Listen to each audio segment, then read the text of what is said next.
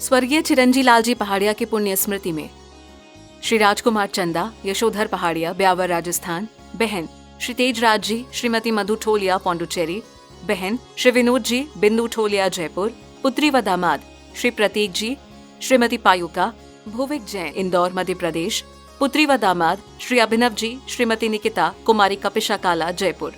ससुराल पक्ष अजित जी, गौतम जी, शंभू जी, गज्जू जी, पाटनी, सेलम, तमिलनाडु। जीवम जीवम दवम जिन्वर वसेण जेणी दिठम देविंद विंद वंदम वंदे तम सर्वदा शिरसा।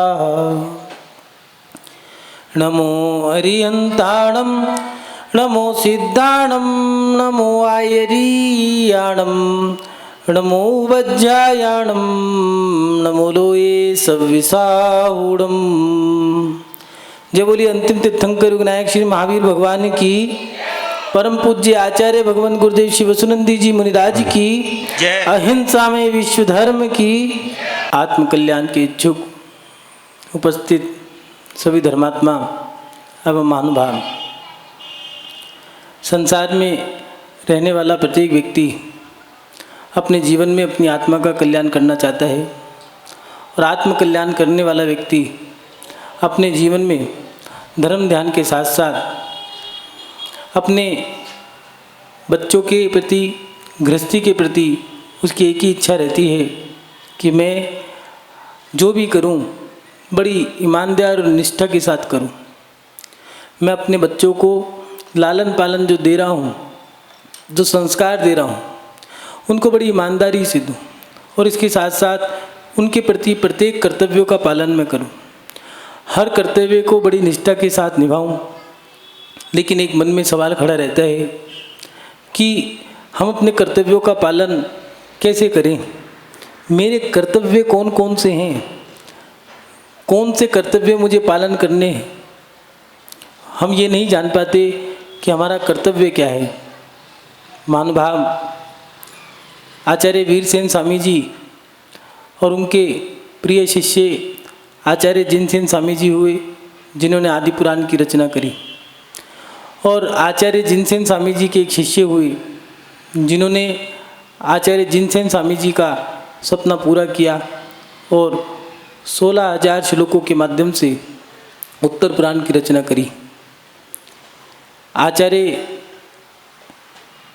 जिनसेन स्वामी जी के जो शिष्य हुए, उन्होंने जिंदत चारित्र, आदि पुराण और इसके साथ साथ आत्मानुशासन, न्याय, नीति और सूक्तियों के साथ ये ग्रंथों की रचना करी।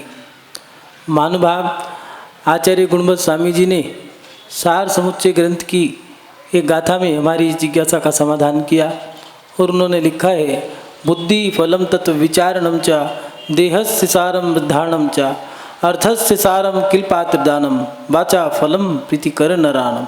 यहाँ आचार्य गुणवंत स्वामी जी लिख रहे हैं कि हमें जो बुद्धि मिली है उस बुद्धि के प्रति हमारा कर्तव्य क्या है। हमने जो ज्ञान प्राप्त किया है, हमने जो अध्ययन करने के बाद डिग्रियाँ ले ली हैं, उन डिग्रियों को लेने के बाद स्वाध्याय पढ़ा है, स्वाध्याय करने के बाद जो ज्ञान अध्ययन अर्जन कर लिया है उसका करें क्या? उस बुद्धि का क्या करें? तो दिया है, हमारा कर्तव्य बनता है कि हम अपने ज्ञान का सदुपयोग करें। बुद्धि फलम तत्व विचारणम च। अगर हमारे पास अच्छा उच्च कोटि का ज्ञान है, हमारे पास अगर हमारी बुद्धि तीक्ष्ण है, हमारी बुद्धि हमारा सदुपयोग कर, हमारा विवेक जैसे ही हम लगाते हैं बुद्धि काम कर जाती है। इसीलिए आचार्य गुणवंत स्वामी जी दे रहे हैं कि उस बुद्धि का सदुपयोग क्या करना है। तत्वों का चिंतन करने से बुद्धि का सदुपयोग होता है। कुछ लोग ऐसे हैं जो बुद्धि का सदुपयोग नहीं कर पाते। उनकी सोच कुछ अलग ही है, बोलते कुछ है, सोचते कुछ है, गंदा गंदा सोचते हैं। चाहें तो हम बुद्धि का सदुपयोग करें और हम चाहें तो बुद्धि का दुरुपयोग भी कर सकते हैं। एक व्यक्ति जंगल से जा रहा था, पेड़ के नीचे बैठ कर के विश्राम कर रहा था और निकट में ही गांव था। एक बूढ़ी महिला वहीं से जा रही थी और उसने पूछ लिया कि आप कहाँ जा रहे हो? तो उसने कहा मैं इसी गांव में जा रहा हूँ, बस सामने गांव जो दिख रहा है, यहाँ वृक्ष के नीचे बैठ के थोड़ा सा आराम कर रहा था। बूढ़ी महिला ने कहा ठीक है, आप गांव जा रहे हैं, हमारे अतिथि हैं, आप चलिए, आपका मैं भोजन पानी करा दूंगी। वो चला गया, आतिथ्य को स्वीकार करके उसके घर गया और जाकर के बूढ़ी अम्मा ने कहा कि आप क्या खाओगे? वो ही बना देती हूँ। तो उसने कहा कि मेरे पास कुछ दाल और चावल के दाने हैं, आप इसकी खिचड़ी बना दीजिए, वो ही खा के मैं चला जाऊँगा। पहले व्यक्ति अपना भोजन नाश्ता पानी साथ लेके चलते थे, अब की व्यवस्थाएं थोड़ी सी गड़बड़ा गई है। अब तो साधु के पास भी दर्शन करने जाना है तो वहीं नाश्ता करना है, वहीं भोजन करना है, मंदिर में जाना है तो सारी फैसिलिटीज़ चाहिए। और कई जगह तो वैसा हो गया है, चलो घूमने जाना है, बीच में साधु हैं, चलो दर्शन के दर्शन हो जाएंगे, खाने का खाना हो जाएगा। सुबह जाएंगे तो नाश्ता हो जाएगा, शाम को जाएंगे तो खाना हो जाएगा। दर्शन किए 5 मिनट, नाश्ता किया 1 घंटा, भोजन किए 2 घंटा, आराम लगा गए। एसी भी चाहिए, कमरों में कूलर भी चाहिए, खराब हो तो फिर समाज बेकार, बुराई करने के लिए गपशप भी चाहिए।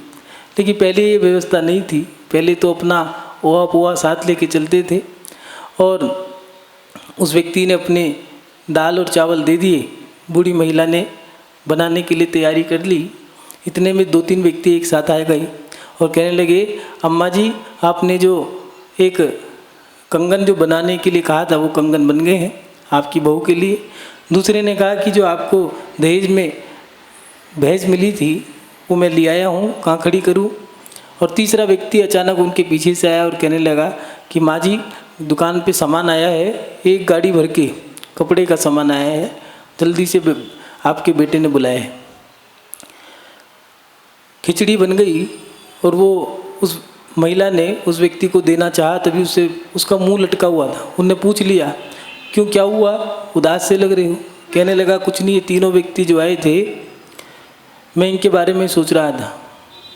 उस बूढ़ी महिला ने उन तीनों को भेज दिया और कह दिया कि कंगन बहू को दे दो, भैंस कमरे में एक बरामदे में लाके खड़ी कर दो और दुकान पे मैं आती हूँ। मैं आपकी इन तीनों बातों पे थोड़ा सा चिंतन कर रहा था। उसने कहा क्यों, कोई गलती हो गई मेरे से? तो कहने लगा नहीं, मैं अपनी बुद्धि से यही सोच रहा था कि अगर तुम्हारी बहू को कोई भगा के ले गया तो इस कंगन का क्या होगा? और ये भैंस अंदर ला के तो खड़ी कर दी, अगर ये मर गई तो इस दरवाजे से कैसे निकलेगी? और तीसरी बात वो कहने लगा कि माँ जी 1 गाड़ी भर के कपड़ा मंगाया है, थोड़ा थोड़ा मंगा लेते, दुकान में आग लग गई तो क्या कर लोगे? बूढ़ी महिला को गुस्सा आया, उसने खिचड़ी ली और उससे कहा, गमछा था उसमें लपेट के दे दी, ले खा लियो। और वो जाने लगा तो कुछ लोग कहने लगे भैया ये क्या टपक रहा है? तो उसने कहा मेरी जवान का जहर टपक रहा है, अगर मैं अच्छा बोलता, अपनी बुद्धि का सदुपयोग कर लेता तो मुझे खाने को पकवान मिलते, खिचड़ी मिलती, मिठाई मिलती, लेकिन ये जहर टपक रहा है और कुछ नहीं है। महानुभाव, कुछ लोग अपनी बुद्धि का दुरुपयोग करते हैं, वो गंदा गंदा ही सोचते हैं, अच्छा सोच ही नहीं सकते, नकारात्मक सोचेंगे, वो आगे भी नहीं बढ़ पाते। ऐसा हो गया तो कोई कुछ क्या कहेगा, कुछ कह दिया तो क्या होगा, कैसे होगा, बस इसी में वो आधे हो जाते हैं, ना कुछ कर पाते हैं ना आगे बढ़ पाते हैं। इसलिए आचार्य भगवत ने दिया है कि हमें अपनी बुद्धि का सदुपयोग करना चाहिए। 140 करोड़ की आबादी में 1% लोग भी ऐसे नहीं हैं जिनकी सोच सकारात्मक हो। हमें अपनी बुद्धि से अच्छा सोचना चाहिए कि जो होगा अच्छा होगा ना। कुछ लोग करने से पहले ही हार जाते हैं, क्या होगा, अरे करो तो सही, जो होगा होगा, लेकिन अच्छा करोगे तो अच्छा होगा, लेकिन तुम्हारी सोच कैसी है, बुद्धि कैसी है? तो यहाँ पर हमें अपनी बुद्धि का सदुपयोग करना चाहिए, तत्वों का चिंतन करना चाहिए। जो होगा अच्छा होगा, नहीं तो तत्व चिंतन उसमें लगा दिया और हमारे कर्म अगर बुरे होंगे तो हमें बुरा फल मिलेगा, अच्छा होगा तो अच्छा फल मिलेगा। मैं तो अपना पुरुषार्थ करता हूँ।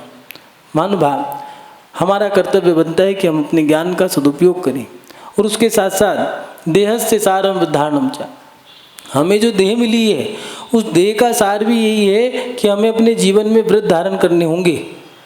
कुछ लोग ऐसे हैं जब मिला जो मिला खा लिया। पहले तो रात को कुछ लोग तो अपने बगल में ही मटकी रख के सोते हैं, कोई पीतल की, कोई चांदी की, कोई मटके की, मट्टी की, और जैसी प्यास लगेगी तो पानी चाहिए हमें, हम नहीं रह सकते पानी के बिना, पानी चाहिए। कुछ लोग अपने बराबर में खाने पीने की सामग्री रख के सोते हैं। भैया रात को हम भूखे नहीं रह सकते, चाहे 2 बजे आँख खुले चाहे 4 बजे आँख खुले, अपन को तो खाना चाहिए। जो मिला जब मन में आया और जैसे मिला खाना है। कुछ लोग ऐसे होते हैं कि उनकी थाली में खाना परोस दिया और खा लिया, ना पूछा ना ताचा। अब कुछ लोग जैसे कि उनका अदरक का त्याग है और अब खा लिया, अब अदरक आ गई हमारे। भाई अदरक आ गई, अब क्या करें? खाने में हमारे ये आ गया, पहले पूछा कि नहीं? पूछते भैया इसमें क्या डला है क्या नहीं डला है, मेरा नियम है, मेरा व्रत है। लेकिन व्रती जब व्रत होंगे तभी तो पूछें, व्रत है ही नहीं हमारे। हम जब मन में आ रहा है, जो मन में आ रहा है वो खा रहे हैं, जो समय देखे तब खा रहे हैं। नहीं, अगर हमें अच्छी देह मिली है तो आचार्य भगवान ने लिखा है शक्ति के अनुसार हमें अपने देह का भी सदुपयोग करना होगा। छोटे छोटे व्रत हमें धारण करने होंगे। पूज्य गुरुदेव बहुत अच्छी बात कहा करते हैं, घुटनों के बल चलते चलते पैर खड़े हो जाते हैं, घुटनों के बल चलते चलते पैर खड़े हो जाते हैं, छोटे छोटे नियम एक दिन बहुत बड़े हो जाते हैं। अपने जीवन में हमें छोटे छोटे नियम धारण करने चाहिए। अपनी शरीर की, अपना शरीर जो मिला है या देह हमारी जो है, उस देह का हम सदुपयोग करें, उसका दुरुपयोग ना करें। कुछ लोग अपने शरीर का इतना बुरा इस्तेमाल करते हैं। अच्छा शरीर मिला है तो उससे गुंडागर्दी करते हैं, बदमाशी करते हैं।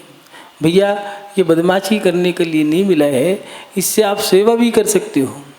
इस शरीर से जवानी में व्यक्ति इतरा इतरा के चलता है, लोगों को दिखा दिखा के चलता है, हिला हिला के चलता है। लेकिन वही व्यक्ति बुढ़ापे में खुद हिल हिल के चलता है, स्वयं को देख देख के चलता है। इसलिए अपने शरीर का सदुपयोग करना होगा। हम अपने शरीर का दुरुपयोग तो नहीं कर रहे। विचार करें, देह का सदुपयोग करा है, चाहे तो हम इस देह से अपने माता पिता की सेवा भी कर सकते हैं। हमारा कर्तव्य तो ये बनता है कि हमारा शरीर हमें अच्छा मिला है तो इससे हम तप करें, त्याग करें, भगवान की भक्ति करें, पूजा करें, पाठ करें, माता पिता की सेवा करें। लेकिन हम इस शरीर से कर क्या रहे हैं? गाड़ी उठाई, घूमने चले गए, छुट्टी का दिन है, होटल में चले गए। चाहते तो हम गाड़ी उठा करके जो घूमने गए हैं, हम साधु के पास भी जा सकते थे। हम हॉल में जाकर बैठ गए, चाहते तो हम धर्म की क्रिया भी कर सकते थे। लेकिन हमने इस शरीर का दुरुपयोग किया तो उसका फल भी हमें बुरा ही मिला। दवा दवा के खाया, दवा खाना गया, हॉस्पिटल में भर्ती कर दिया, अब चीरा फाड़ी होगी वो अलग। इसलिए आचार्य भगवंतों ने दिया है देहस्य सारम वधानम च। अपने जीवन में अगर अच्छी देह मिली है तो व्रतों को धारण करो, जिसके माध्यम से आपकी आत्मा का कल्याण होगा। और उसके बाद दिया देहस्य सार वधानम च अर्थस्य सारम किलपात दानम। हमने जो पैसा कमाया है, धन, अर्थ माने धन दौलत, धन दौलत उसका हमें सदुपयोग करना है। धन, हमारे बच्चे भी हमारा धन है, मकान भी हमारा धन है, खेत खलियान भी हमारे धन है, हमारा पुत्र पुत्री भी हमारा धन है, और इसके साथ साथ सोना चांदी और ये धन दौलत जो मिल रहा है आपको, सब धन है। लेकिन हमने इसका सदुपयोग किया है या दुरुपयोग किया है? सोचें, विचार करें कि हम अपना पैसा कहाँ लगा रहे हैं, हम अपने धन को कहाँ लगा रहे हैं। कुछ लोग मौज मस्ती में, नशे के सेवन में, होटलों में, ऐसी जगह पैसा अपना खर्च करते हैं। कई लोगों का पैसा शादी ब्याह की शानो शौकत में ख़त्म हो जाता है, मात्र एक दिन की है, बाकी कुछ नहीं है।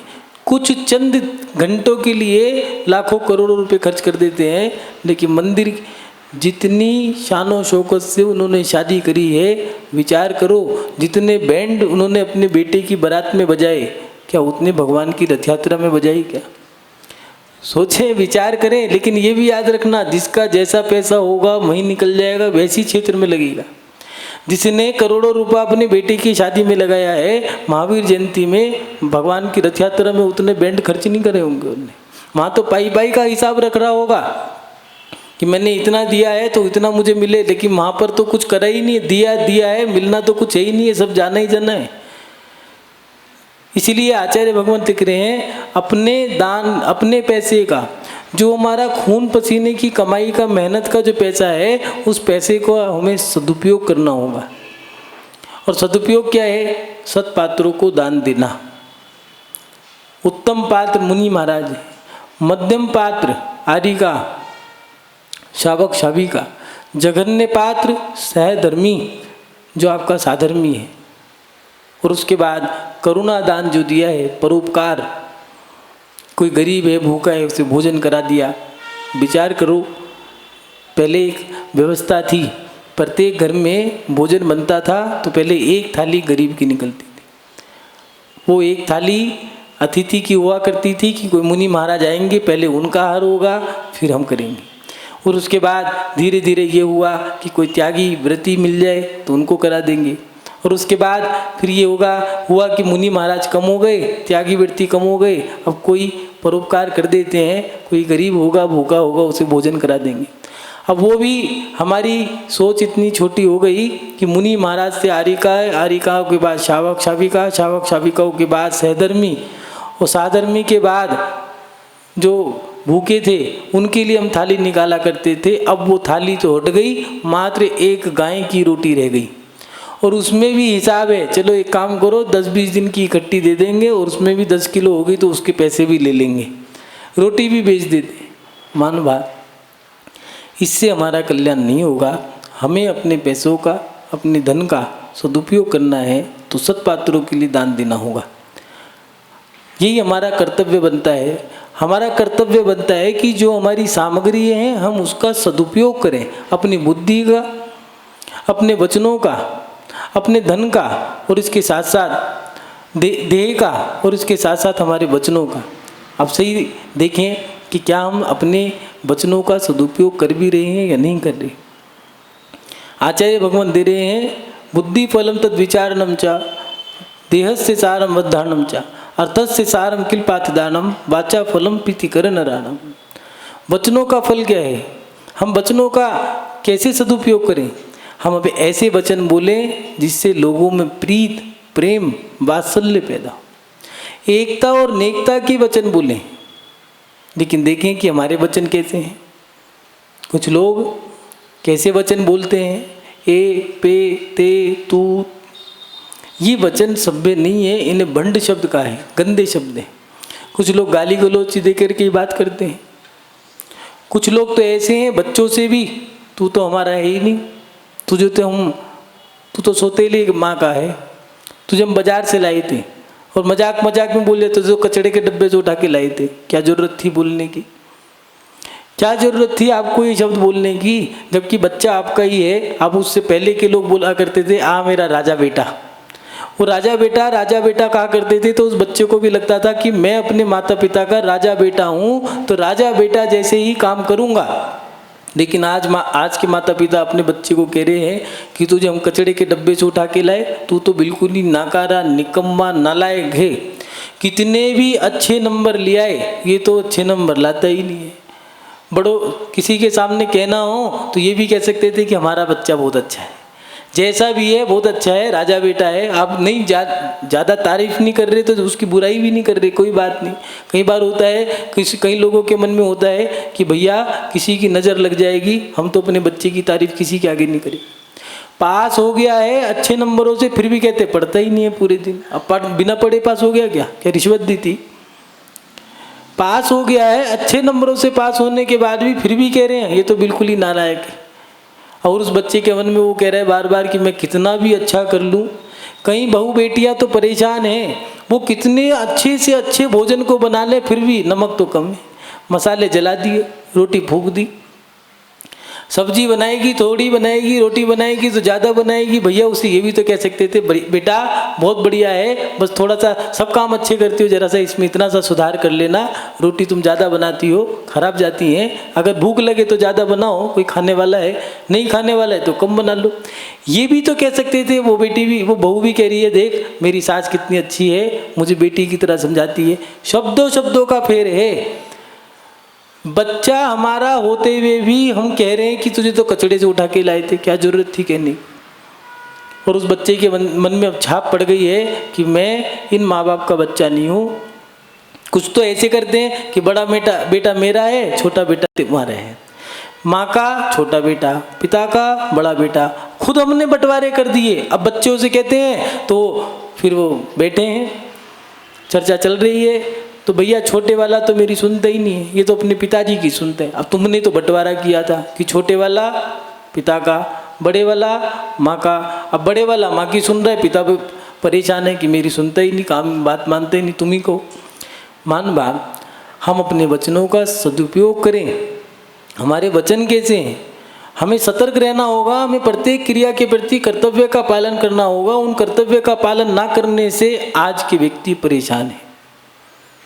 हम लोग सोच नहीं पा रहे कि हम क्या गलती कर रहे हैं, और सबसे बड़ी जो गलती है वो यही है कि हमारी जो ईमानदारी, हमारी जो निष्ठा है, दायित्व जो बनते हैं, हमारी जो जिम्मेदारियां हैं, हम उन जिम्मेदारियों का पालन नहीं कर पा रहे। और उन जिम्मेदारियों का पालन ना करने से हम अपने कर्तव्यों का पालन नहीं कर पा रहे हैं, और उसका भुगतान हमें करना पड़ रहा है कि हम परेशान हैं, हम दुखी हैं। सर्वेंट ऑफ इंडिया सोसाइटी के एक सदस्य थे, लाला लाजपत राय। और लाला लाजपत राय, उन्होंने एक सोसाइटी बनाई थी, और उसमें सोसाइटी में लाल बहादुर शास्त्री भी थे। लाल बहादुर शास्त्री जी से पूछा गया कि आप अपना इतना बड़ा काम करते हो और उसमें आप कहीं भी नाम नहीं छपवाते, इश्तिहार से, अखबार से, प्रचार प्रसार से आपको क्या दिक्कत है? तो उन्होंने कहा कि लाला लाजपत राय ने, ये मेरे गुरु रहे, सोसाइटी गुरु, उन्होंने ये संस्था जो बनाई थी तब मुझे शपथ दिलाई थी, और वो दिन मुझे आज भी याद है। उन्होंने बताया था कि शास्त्री जी, ताजमहल के मेहरान में ताजमहल में दो तरह के पत्थर लगे हैं। एक उसके मेहरान में लगे हैं जिसकी लोग प्रशंसा करते हैं, और एक उसकी नींव में लगे हैं जिसकी कोई प्रशंसा नहीं करता। शास्त्री जी इतना कह के चुप हो गए, और थोड़ी देर बाद बोले कि मैं बस वही नींव का पत्थर बनना चाहता हूँ। महानुभाव, सोचें, विचार करें, क्या हम इतनी निष्ठा के साथ, ईमानदारी के साथ अपने कर्तव्यों का पालन कर रहे हैं या नहीं कर रहे? कहीं ऐसा तो नहीं हम कोई काम करने के पहले ही अपने मन में बना चुके हो कि हमें इतना करने के बाद इतना मिलेगा?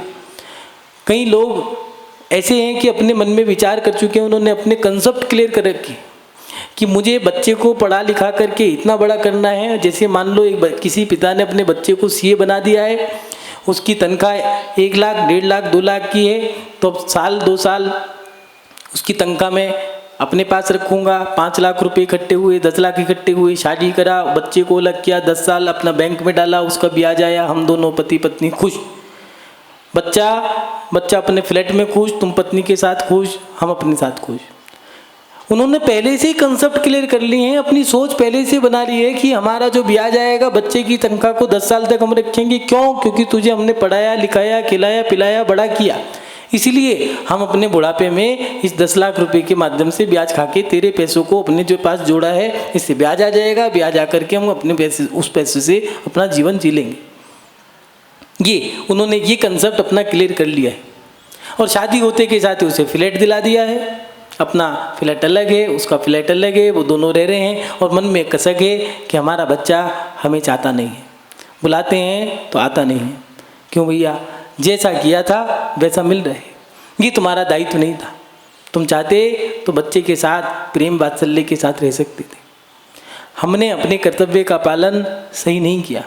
हर माता पिता का भी कर्तव्य बनता है कि वो अपने बच्चों को अच्छे संस्कार दें। क्या दे पा रहे हैं? बच्चा पैदा हुआ है, 1.5 साल का हुआ, चलो बोर्डिंग में उसमें डाल दो, उसको प्ले वे स्कूल में। उनसे पूछा भैया इतनी जल्दी डाल दिया? हाँ, अब परेशान करते हैं, घर में शोर मचाते हैं, इसलिए हमने उनको प्ले में डाल दिया। उम्र मात्र 1.5-2 साल की है।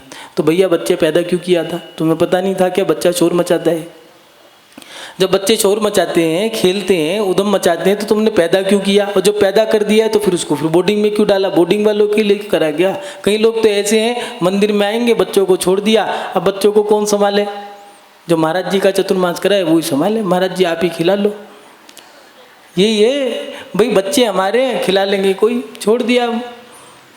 हमारा दायित्व बनता है उन बच्चों के प्रति कि हम उनको अच्छे से अच्छे संस्कार दें, पूजा के, भक्ति के, धर्म ध्यान के, धर्म के और कर्म के भी, कि देश के प्रति हम निष्ठावान बने, हम हर क्रिया को ईमानदारी से करें। हमारे ये दायित्व बनता है। माता पिता के साथ साथ बच्चों का भी दायित्व बनता है कि वो अपने माता पिता की सेवा करें। उन्होंने हमारे ऊपर एहसान किया, चाहते तो वो तुम्हें गर्भ में ही मार सकते थे। ये उनका उपकार है कि उन्होंने हमें जन्म दिया, अगर वो चाहते तो हमारा जन्म ना करके वो हमारा मरण भी कर सकते थे। इसीलिए कि उन्होंने हमें पढ़ाया है, लिखाया है, पैरों पे खड़ा किया है, हमें स्टैंड कर दिया है। हमारा दायित्व बनता है कि हम भी उनके लिए कुछ करें। बस अब हम ईमानदारी से, एक जीवन 2 बार शुरू होता है। बचपन से लेके 55 तक ये आधा जीवन हो गया, और 55 के बाद आधा जीवन उल्टा जिया जाता है। बुढ़ापा जैसे जैसे आता है वैसे वैसे बड़ा व्यक्ति छोटा बनता जाता है। कुछ लोग, वृद्ध लोग बिस्तर में ही अशुद्धि कर देते हैं, चला नहीं जाता है। कई बुजुर्गों को तो उठा करके ले जाना पड़ता है। वही बच्चे वाली क्रिया होती है। उस समय में बच्चों की सबसे ज़्यादा ज़रूरत उसी समय होती है, वृद्धावस्था में। और कुछ बच्चे उसी समय धोखा देके या तो विदेश चले गए हैं या विदेश जाने की तैयारी कर लेते हैं। वो व्यक्ति कर्तव्य चोर है। जो अपने कर्तव्य का पालन नहीं करता वो व्यक्ति चोर है। ऐसा आचार्य शिवकोटि स्वामी जी ने भगवती आराधना में स्पष्ट दिया। प्रत्येक व्यक्ति का कर्तव्य बनता है। माता पिता का बच्चों के प्रति है तो बच्चों का भी माता पिता के प्रति कर्तव्य बनता है कि मैं उनकी सेवा करूं। मात्र सर दबाना, पैर दबाना ये सेवा नहीं है। भूखे माता पिता हैं, भोजन करा दिया, उनका काम में हाथ बटा दिया है, उनकी जिम्मेदारियों को आपने संभाल लिया है, ये एक बहुत बड़ी क्रिया है। यही बहुत बड़ी सेवा है। कुछ माता पिता तो इसलिए परेशान हैं कि उनके बच्चे 25 साल, 30 साल, 35 साल के हो गए, फिर भी निठल्ले हैं, नकारा हैं, कुछ नहीं कमा रहे। माता पिता के जीवन की सबसे बड़ी खुशी यही है कि हमारे बच्चे हमारे अपने पैरों पे खड़े हो जाएं, हमें उनके लिए कुछ ना करना पड़े। और वो बच्चा माता पिता के लिए सबसे बड़ा बोझ है जिसके लिए माता पिता को ताउम्र उसकी सेवा करना पड़े। हम अपने कर्तव्य का जब पालन करेंगे तो आत्मकल्याण स्वयं हो जाएगा। कुछ कर्तव्य गृहस्थों के प्रति होते हैं, कुछ कर्तव्य धर्म के प्रति होते हैं, और एक समय ऐसा आता है ना गृहस्थ ना धर्म ना कर्म, इन दोनों से हट कर के कुछ कर्तव्य हमारी आत्मा के लिए होते हैं। जब हम अपनी आत्मा में लीन हो जाते हैं तो हमें शाश्वत अवस्था प्राप्त हो जाती है। मानभाव आप अपने कर्तव्यों का पालन करते हुए अपनी शाश्वत अवस्था को प्राप्त करें। इन्हीं सद्भावनाओं के साथ कि आपका शुभ हो, मंगल हो, आपका कल्याण हो। जय बोलिए परम पूज्य आचार्य गुरुदेव श्री वसुनंदी जी मुनि महाराज की। अहिंसा में विश्व धर्म की। स्वर्गीय चिरंजी लाल जी पहाड़िया की पुण्य स्मृति में श्री राजकुमार चंदा, यशोधर पहाड़िया, ब्यावर राजस्थान, बहन श्री तेजराज जी, श्रीमती मधु ठोलिया, पौंडुचेरी, बहन श्री विनोद जी, बिंदु ठोलिया, जयपुर, पुत्री व दामाद श्री प्रतीक जी, श्रीमती पायुका, भुविक जैन, इंदौर, मध्य प्रदेश, पुत्री व दामाद श्री अभिनव जी, श्रीमती निकिता, कुमारी कपिशा काला, जयपुर। ससुराल पक्ष अजित जी, गौतम जी, शंभू जी, गज्जू जी पाटनी, सेलम, तमिलनाडु।